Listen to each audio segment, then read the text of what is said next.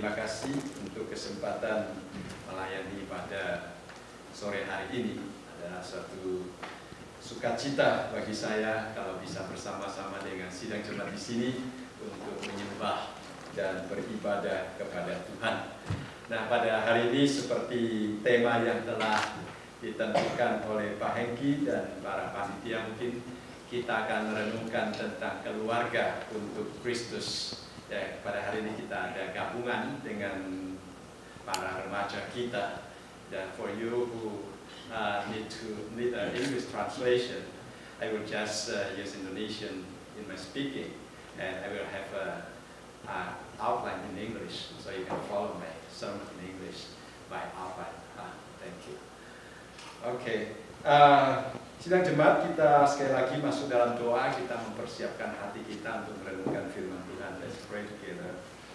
Our Heavenly Father, we come unto you and want to give thanks for this evening that we can come to worship you. And we want to give thanks also for Graceful Community Church.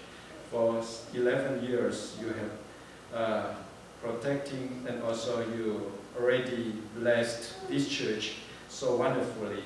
And Father, we give thanks for our brother and sister who also commit their time, their life, their talents to work together to grow this church.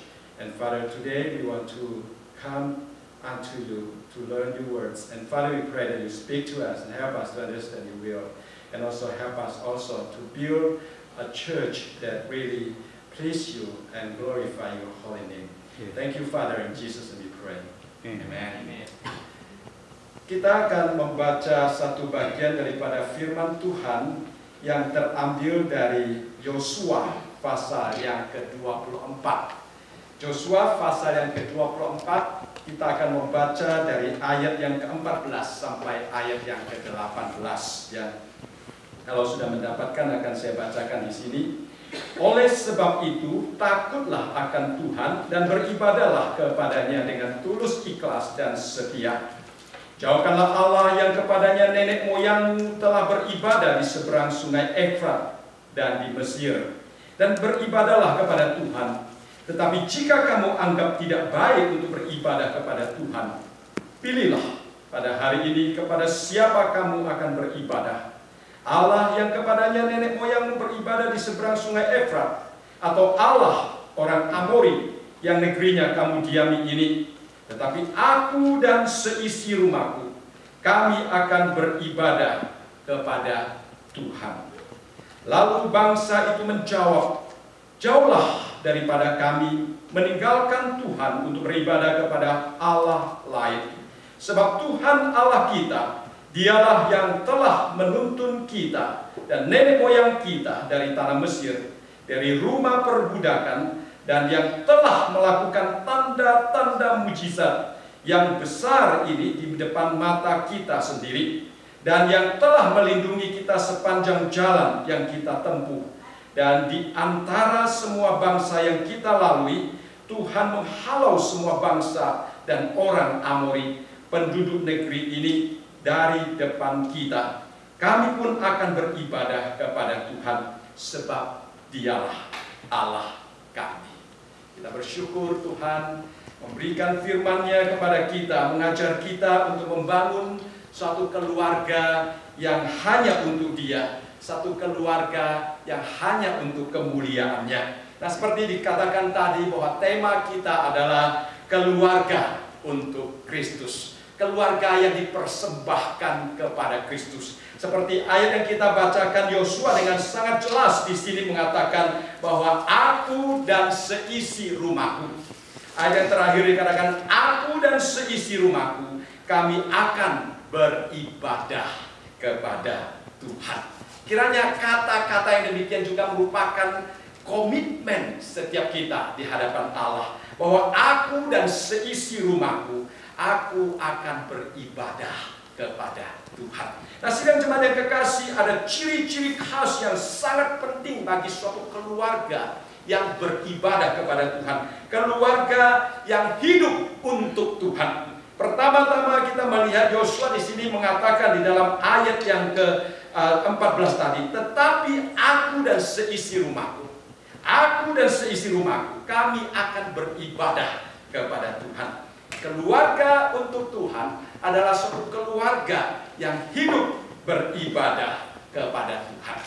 Dan saudara sekalian, kita melihat di sini ada satu hal yang sangat indah. Yosua, dia mengenal baik keadaan keluarganya. Ini adalah satu unsur yang sangat penting. Yosua mengenal baik akan keadaan keluarganya, sehingga dia bisa mewakili keluarganya untuk berkata, aku dan seisi rumahku, kami akan beribadah kepada Tuhan. Ya. Kadang-kadang sebagai orang tua, kita mempunyai kesulitan untuk mengenal akan situasi anggota keluarga kita. Ya. Kadang-kadang ada orang tua, anak-anak datang kepadanya, mungkin jawaban daripada sang ayah adalah, saya terlalu sibuk, ya saudara sekalian. Saya terlalu sibuk, saya terlalu banyak hal yang akan dilakukan, ya. Atau pergi tanya mama, ya. Atau tunggu saya pulang nanti, saya baru kasih tahu, ya, saudara sekalian, ya. Saya pernah dikirimi oleh anak saya yang besar. Satu hari ada satu artikel, ya, artikel itu mengatakan bahwa kapan seorang anak mencari mama, yaitu pada waktu dia lapar, dia bilang, ma saya lapar, ya, ma saya perlu beli baju, ya, ma saya perlu ini, ma perlu itu, katanya. Lalu kapan seorang anak mencari papa? Nah, waktu itu dia katakan, anak itu datang kepada papa dan bertanya, Pak, di mana mama? Ya, jadi kebutuhan yang lain datang kepada mama, ya. Pada waktu mencari papa, kapan? Pak, mama ada di mana? Gitu.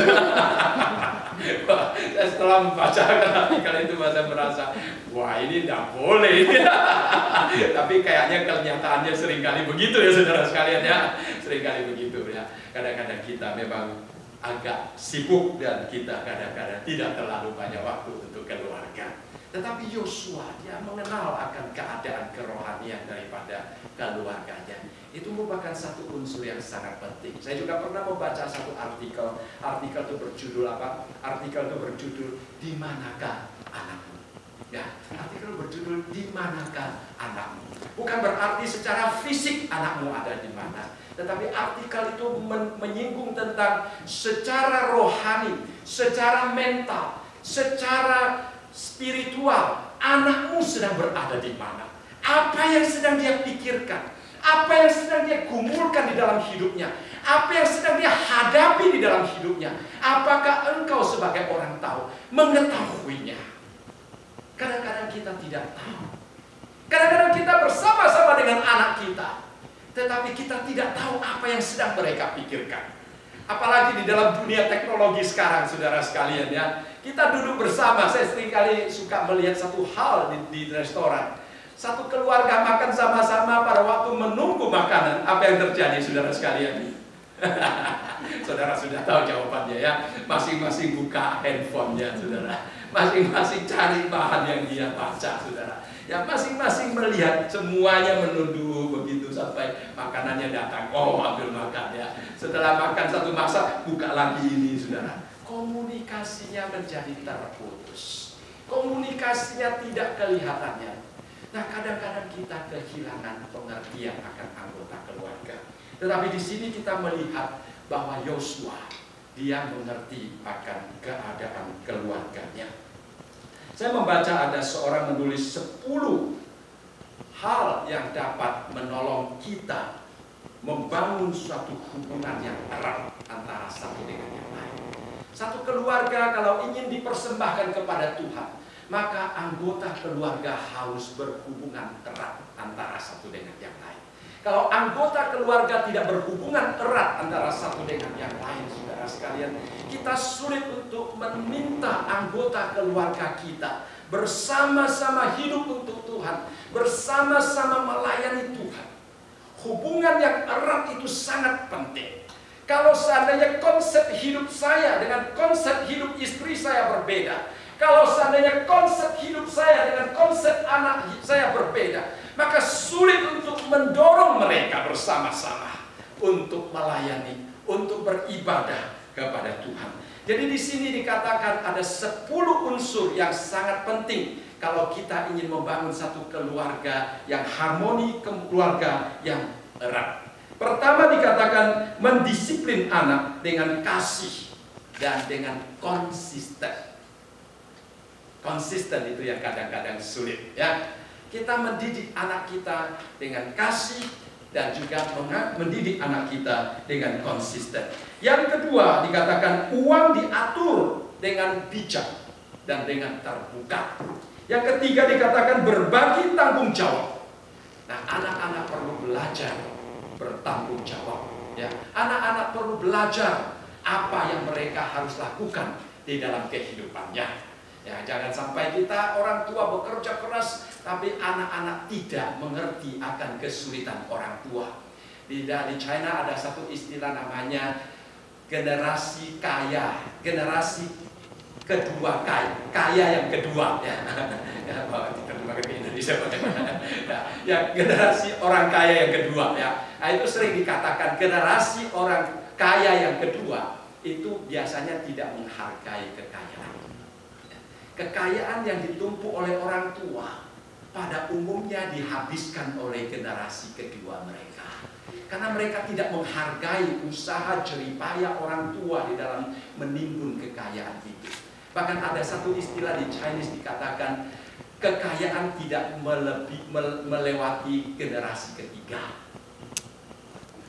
Nah, itu adalah sesuatu hal yang menyedihkan. Karena apa? Karena anak-anak tidak menghargai akan segala jeripaya daripada orang tuanya. Terlalu gampang bagi mereka untuk mendapat segala sesuatu yang mereka inginkan di dalam kehidupan mereka. Sedang jemaat yang terkasih dalam Tuhan Yesus, kita perlu menolong anak kita dari kecil. Mereka sudah menyaksikan bagaimana sebagai orang tua kita membangun keluarga ini supaya mereka ikut membagi rasa tanggung jawab. Lalu menyelesaikan masalah bersama. Ada masalah sebagai keluarga, kita selesaikan bersama-sama, kita tertawa dan bermain bersama-sama. Ya, kadang-kadang kita terlalu sibuk, kita mungkin kurang waktu untuk bermain dengan anak-anak kita. Dan juga setiap orang dihormati dengan sama, melakukan aktivitas bersama, miliki konsep nilai yang sama. Kasih dinyatakan setiap hari. Dan yang terakhir, tetapi yang paling penting, yaitu Tuhan Yesus adalah pengikat keluarga. Kita harus membawa anak kita mengenal Tuhan. Itu yang penting, ya. Saya ingat pada waktu papa saya dan papa dan mama saya mengadakan ulang tahun pernikahan ke-60, ya. Sebelum papa saya meninggal 2 tahun yang lalu, mereka sempat merayakan ulang tahun ke-65. Ya, pada waktu ulang tahun ke-60, saudara, papa mama saya mempunyai 11 anak, ya. 11 anak dengan 11 paus pada waktu itu sudah 22. Lalu punya 30 lebih cucu, ditambah sudah 50 lebih. Lalu cucunya yang sudah menikah sudah 30 lebih. Lalu kemudian buyutnya ada 30 lebih, ditambah semua 110. Dari 2 orang. Dari 2 orang menjadi 110. Lalu papa saya waktu ulang tahun pernikahan, dia berkata satu kalimat. Dia mengatakan, saya sudah meneruskan tonggak penginjilan ini kepada keluarga ini. Di dalam satu keluarga 110 tidak ada yang tidak ke gereja. Semua ke gereja. Dan di dalam 110 itu 5 anak laki-laki semua pendeta, 1 kakak pendeta, ada 2 cucu pendeta, ya. Sudah 8 pendeta, tambah menantu-menantu yang lulusan sekolah teologi. Saudara, dia mengatakan, inilah yang Tuhan percayakan kepada saya, dan saya sudah meneruskan akan Injil ini kepada kalian semua. Dan saya tidak ingin Injil ini terputus di generasi manapun juga.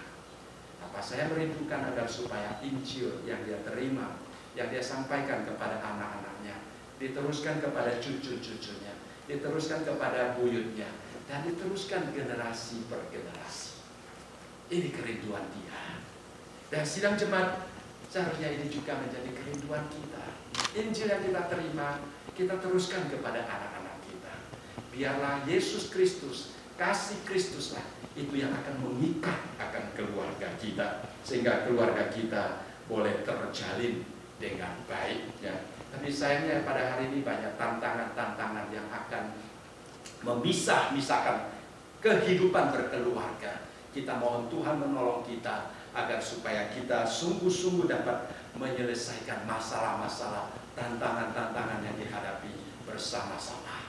Ya, kita mohon Tuhan memberikan hikmat kebijaksanaan kepada kita agar supaya kita dapat menyelesaikan tantangan-tantangan kita. Kemudian yang kedua, kita melihat Yosua, dia bukan hanya mengerti akan keadaan keluarganya, dia juga mempunyai hubungan yang indah dengan keluarganya, dan keluarganya mempunyai suatu suara yang bulat di dalam menyampaikan isi hati keluarga tersebut. Ini merupakan satu hal yang sangat penting. Yosua dapat berbicara mewakili anak-anaknya. Ya, Yosua berkata, aku dan keluargaku, kami akan melayani Tuhan. Kami akan beribadah kepada Tuhan. Dia dapat mewakili keluarganya berkata demikian. Dia tidak pada waktu di hadapan sidang jemaat, dia tidak perlu bertanya kepada istrinya, istri itu apa enggak, boleh enggak saya berkata aku dan keluargaku, ya, atau aku sendiri saja, ya. Nah, saudara sekalian, tidak. Dia langsung mewakili keluarganya, menunjukkan kepada kita bahwa Yosua mempunyai wibawa rohani di satu sisi, dan juga dia sungguh-sungguh membawa keluarganya. Dia dapat mewakili keluarganya. Bersama-sama dengan keluarga, Yosua menyembah dan melayani Tuhan. Bersama dengan keluarga, Yosua menghadapi tantangan keluarganya. Karena pada waktu itu orang-orang Israel sedang menantang iman daripada Yosua. Dan Yosua ingin menunjukkan bahwa dia dan sekeluarganya, mereka bersama-sama beribadah dan menyembah Tuhan. Kalau kita melihat di dalam kehidupan Yakub, khususnya dalam Kejadian pasal yang ke-35, Yakub dia juga menentukan arah daripada keluarganya untuk beribadah kepada Tuhan.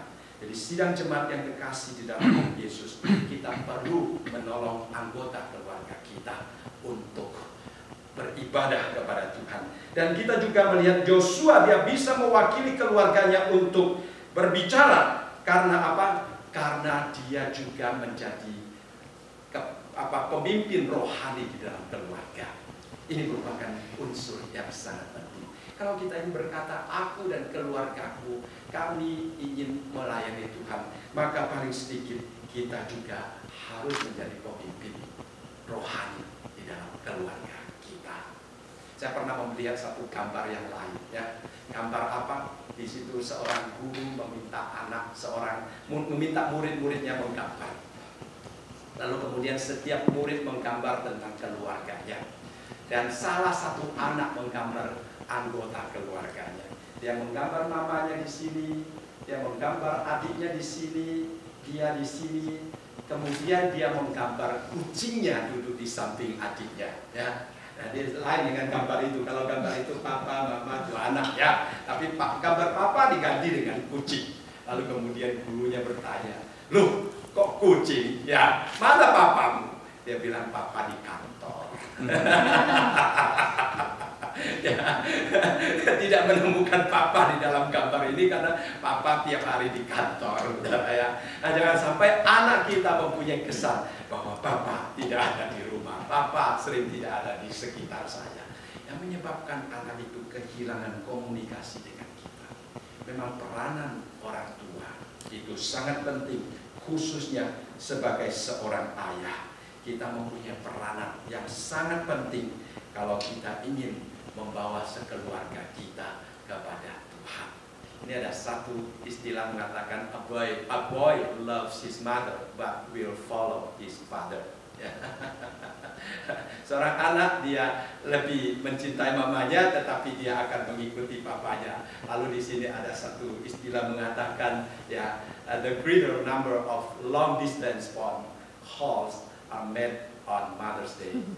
The largest number of collect calls. Itu kapan? Father's Day. Betul tidak? Setuju tidak, saudara sekalian? Ya, berapa hari yang lalu saya bersama istri saya ke Davis mengunjungi anak saya yang laki-laki yang lagi sekolah di Davis. Dia tiap kali, anak saya tiap kali kalau telepon ke rumah, biasanya telepon mamanya, jarang telepon papanya. Ya, ada apa ngobrol, satu hari bisa ngobrol beberapa kali dengan mamanya. Waktu sampai di rumahnya, dia bilang, "Pak, saya tunjukkan sesuatu untuk Papa." Dia tidak tunjukkan mamanya. Dia bawa saya ke mobilnya. Ada kebutuhan di mobil, dia cari saya. Biasa kalau ngobrol-ngobrol sama mamanya. Tapi mobilnya perlu uang, dia panggil saya. Lalu saya teringat, memang benar ya. Seorang anak dia kalau cinta-cinta mamanya, kalau perlu uang cari papanya. Nah, jangan sampai kita hanya dianggap sebagai anak, sebagai penyalur uang ya. Kita kehilangan waktu untuk bersama dengan anak kita.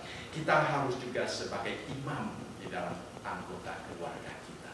Yang dimaksud dengan imam adalah kita sebagai seorang yang selalu mempersembahkan keluarga kita ke hadirat Allah. Kita membawa anggota keluarga kita kepada Tuhan, karena itu adalah tanggung jawab yang Tuhan berikan kepada kita. Seorang ayah yang menjadi imam di dalam keluarganya adalah seorang ayah yang selalu berlutut di hadapan Tuhan, yang selalu berdoa untuk anggota-anggota keluarganya, yang selalu mempersembahkan anggota keluarganya kepada Tuhan. Dia mau berdoa bagi keselamatan keluarganya, dia mau berdoa bagi kesatuan keluarganya, dia mau berdoa bagi ibadah dan kerohanian keluarganya. Dan tentunya seorang ayah perlu banyak menyediakan waktu untuk melihat, untuk menyelidiki di mana anak saya, bukan secara fisik. Sekali lagi, sebagai ayah dan ibu, kita harus menyediakan waktu untuk mengetahui di mana anak saya. Anak saya sedang berpikir apa? Anak saya di sekolah sedang menghadapi tantangan apa? Pergumulan-pergumulan apa yang dia miliki di dalam hidupnya? Apa yang mengganggu dia di dalam pertumbuhannya? Kadang-kadang kita lalai akan hal ini, menyebabkan anak kita menghadapi pergumulan seorang diri. Kita sebagai orang tua yang dipercayakan Tuhan, kita juga belajar untuk menjadi imam di dalam keluarga kita. Dan kita juga rindu agar supaya keluarga kita bersama-sama boleh memancarkan sinar terang Kristus kepada dunia ini. Ya, kita jadikan rumah kita sebagai rumah Tuhan. Kita jadikan kehendak Tuhan sebagai kehendak keluarga kita. Kita jadikan Kristus sebagai Tuhan rumah tangga kita. Saya ingat di Indonesia banyak rumah mempunyai satu pajangan, Kristus adalah Tuhan rumah tangga. Itu sangat penting ya. Ada juga pajangan yang mengatakan Kristus adalah tamu yang tidak kelihatan, tetapi dia mendengar setiap percakapan di dalam keluarga ini, baik di meja makan maupun di tempat tidur. Sidang jemaat yang kekasih, kita katakan Immanuel, Allah beserta kita. Ya, Allah beserta kita. Allah beserta dengan keluarga kita. Allah hadir dalam keluarga kita. Allah hadir di dalam setiap aspek kehidupan kita. Allah hadir sebagai tamu yang tidak kelihatan, tetapi yang mendengar setiap percakapan di dalam kehidupan kita, baik di meja makan, baik di ruang tamu, baik di tempat tidur. Allah kita mendengarnya, Allah kita melihatnya. Dia adalah Allah yang hadir, dan dialah Dia yang juga akan menuntun keluarga kita. Begitu erat, begitu bersatu, bersama-sama kita melayani, bersama-sama kita beribadah kepada Tuhan. Ya. Di dalam Mazmur pasal ke-127 ayat yang pertama dikatakan, jika bukan Tuhan yang membangun rumah, sia-sialah usaha orang yang membangunnya. Jika bukan Tuhan yang mengawal kota, sia-sialah pengawal berjaga-jaga. Biarlah keluarga kita sadar akan konsep yang penting, prinsip Tuhan di dalam membangun, di dalam memberkati keluarga. Karena tanpa Tuhan, usaha apapun yang kita lakukan itu akan menjadi sia-sia. Kita hadirkan Kristus dalam hidup kita, di dalam keluarga kita. Kita jadikan keluarga kita sebagai rumah Allah. Kita jadikan kehendak Allah sebagai prinsip yang bekerja, yang menentukan akan arah dan masa depan daripada keluarga kita. Dan kita jadikan Kristus sebagai kepala rumah tangga. Perkataan Kristus yang harus dituruti. Perkataan Kristus yang harus menjadi patokan benar dan salah. Ya, kadang-kadang suami istri yang mempunyai perselisihan pendapat, ya, ada satu humor dikatakan, ada satu suami istri mereka mengatakan keluarga kami baik-baik, ya, kami sudah setuju dengan cara mengambil keputusan. Kalau keputusan kecil itu istri yang memutuskan, kalau keputusan besar suami yang memutuskan, dan istri memutuskan yang mana yang besar, yang mana yang kecil.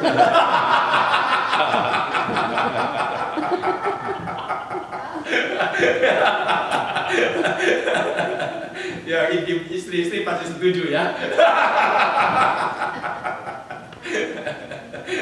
Nah, saudara, memang kadang-kadang di dalam kehidupan banyak tantangan-tantangan yang demikian, ya. Banyak tantangan-tantangan di dalam pengambilan keputusan. Tetapi kalau suami istri bertumbuh bersama-sama secara rohani, dia juga akan mempunyai pengertian konsep yang sama apa yang Tuhan inginkan. Ya, WWJD, what would Jesus do? Pada waktu suami istri bersama-sama pada suatu perselisihan, what would Jesus do? Itu yang paling penting, ya. Itu yang akan menolong kita untuk hidup setuju, menikmati akan berkat dan pimpinan daripada Tuhan sendiri. Dan kemudian kita melihat keluarga untuk Kristus adalah keluarga yang melayani. Yang kedua, keluarga untuk Kristus adalah keluarga yang sungguh-sungguh mau selalu bersaksi bagi Tuhan. Kita mau hidup bersaksi bagi Tuhan kita. Dalam Yosua yang kita bacakan tadi, kita juga melihat bahwa Yosua dia bersedia bersaksi bagi Kristus. Dia mau menyaksikan akan kebesaran Tuhan. Kalau saudara sekalian kita melihat di dalam pembacaan kita pada Yosua tadi, kita melihat Yosua memberikan tantangan kepada orang-orang Israel. Apa yang mereka ingin lakukan, apa yang mereka ingin putuskan di dalam kehidupan mereka. Dalam ayat yang ke-14 dikatakan, oleh sebab itu takutlah akan Tuhan dan beribadahlah kepadanya dengan tulus, ikhlas dan setia. Jauhkanlah Allah yang kepadanya nenek moyangmu telah beribadah di seberang sungai Efrat dan di Mesir, dan beribadahlah kepada Tuhan. Yosua memberikan tantangan. Yosua memberikan satu pilihan. Yosua menawarkan apakah mereka mau mengikut Tuhan, apakah mereka mau hidup takut akan Tuhan, apakah mereka mau beribadah kepada Tuhan, ataukah mereka mau tetap beribadah kepada ilah-ilah yang lain. Kalau kita sebagai keluarga mempunyai kesatuan di dalam pelayanan Tuhan, keluarga kita akan menjadi satu panutan, akan menjadi satu contoh teladan yang baik bagi masyarakat yang lain. Kita akan berbicara seperti Yosua dan berkata, aku dan seisi rumahku, kami akan beribadah kepada Tuhan. Tapi kalau kita sendiri tidak dapat melakukannya, maka sulit bagi kita untuk menjadi saksi bagi orang-orang lain. Jadi di sini pertama-tama kita melihat Yosua, dia memberikan tantangan kepada orang-orang Israel. Dan setelah dia memberikan tantangan, kita melihat respons daripada orang-orang Israel. Orang-orang Israel mengatakan, jauhlah daripada kami meninggalkan Tuhan untuk beribadah kepada Allah lain. Mereka katakan, kami tidak akan meninggalkan Tuhan. Kita harapkan eksistensi keluarga kita boleh juga memberikan tantangan kepada orang-orang yang ada di sekitar kita, supaya mereka juga menyaksikan bagaimana Tuhan hidup di dalam keluarga kita, dan mereka juga boleh melalui akan kesaksian tantangan yang kita berikan kepada mereka. Mereka berkata, kami akan terus beribadah kepada Tuhan. Ya, kita Harapkan ini menjadi satu contoh yang baik. Lalu dalam ayat yang ke-17, orang Israel dengan sangat jelas mengingat akan segala sesuatu yang telah Tuhan lakukan di dalam kehidupan mereka. Dan kemudian selain daripada memberikan tantangan, selain daripada mendapatkan respons, Yosua juga mengadakan suatu ikatan perjanjian yang sangat indah antara dia dengan orang Israel. Marilah kita pada hari ini, di dalam kita merayakan ulang tahun gereja, kita juga bersama-sama mengadakan suatu ikatan perjanjian di hadapan Allah. Aku dan seisi rumahku, aku akan beribadah, kami akan beribadah kepada Tuhan. Biarlah ini menjadi ikatan kita, setiap keluarga, antara kita dengan Tuhan, dan antara kita dengan sesama kita. Biarlah kita boleh saling mengingatkan, saling mendorong antara satu dengan yang lain, saling bertanggung jawab, bukan hanya terhadap keluarga kita, tetapi terhadap saudara-saudara kita yang lain. Kalau seandainya suatu hari kita melihat si A, anaknya tidak ke gereja lagi, kita juga ikut bertanggung jawab dan bertanya, mana anakmu? Di mana anakmu? Kalau kita melihat sang suami terlalu sibuk, kita juga boleh mengingatkan, kapan suamimu menyediakan waktu untuk Tuhan? Atau sang istri sudah mulai tidak ke gereja, kita mulai bertanya, kapan saya boleh membesuk istrimu? Kita bersama-sama mendorong dia, kita bersama-sama menghangatkan dia lagi, supaya dia boleh didorong lagi untuk bersama-sama kembali kepada Tuhan. Biarlah kita saling mengadakan suatu ikatan janji, baik antara personal kepada Tuhan, sekeluarga kepada Tuhan, maupun antara keluarga satu dengan keluarga yang lain. Kita bersama-sama mau datang ke hadapan Tuhan, menyerahkan diri kita kepada Tuhan, dan kita bersama-sama akan menyerahkan satu keluarga besar, Graceful Community Church, untuk kemuliaan Tuhan. Supaya kita menyaksikan bagaimana Tuhan boleh memberkati baik pribadi-pribadi yang ada, baik keluarga-keluarga yang ada, maupun secara kolektif keluarga besar ini untuk kemuliaan Tuhan. Mari kita berdoa. Pada waktu kita menenangkan hati kita di hadapan Tuhan, marilah sidang jemaat yang kekasih di dalam Tuhan Yesus, sebagaimana Yosua dia bersama-sama dengan sidang jemaat mengadakan suatu ikatan perjanjian di hadapan Allah. Aku dan seisi rumahku, kami akan beribadah kepada Tuhan. Biarlah pada hari ini juga kita bersama-sama berjanji di hadapan Tuhan, khususnya di dalam memasuki ulang tahun gereja kita. Biarlah setiap anggota keluarga, setiap keluarga sungguh-sungguh merupakan keluarga yang beribadah kepada Tuhan.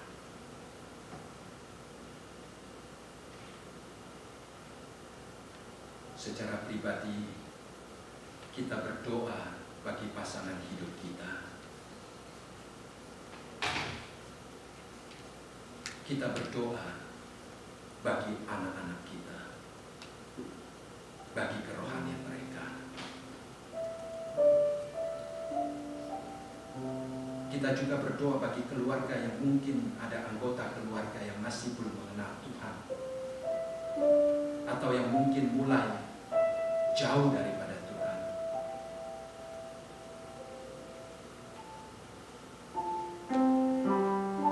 Bawalah nama-nama mereka kehadiran Allah. Allah akan menjamah mereka. Allah akan menguatkan mereka.